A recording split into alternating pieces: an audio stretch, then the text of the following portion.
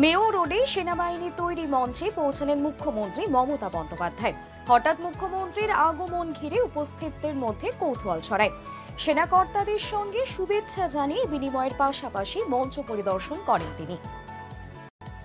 আমার কথা হচ্ছে, তোমরা মঞ্চ ভাঙবার আগে আর্মিকে দিও, আর্মির ড্রেস পরে। আর্মির ড্রেসটা হচ্ছে খুব দামি, জানেন তো। এই ড্রেসকে ডিসরেসপেক্ট করা যায় না। রাজ্য পুলিশ ডে, তুমি পুলিশ ডেতেই পুলিশকে হিউমিলিয়েট করলে।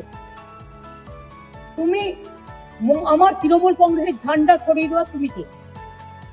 তুমি আমার ব্যানার সরিয়ে দিয়েছো, তোমরা আমার ফটো সরিয়ে দিয়েছো, তোমরা পার্টির স্লোগান সরিয়ে দিয়েছো, তুমি আমার বাংলার ভাষার উপর যে সন্ত্রাস চলছিল সেই ব্যানার সরিয়ে দিয়েছো, তোমরা পুরো প্যান্ডেলটাকে খুলেছো। দেখুন, আমি দাঁড়িয়ে আছি খোলা আকাশের নিচে,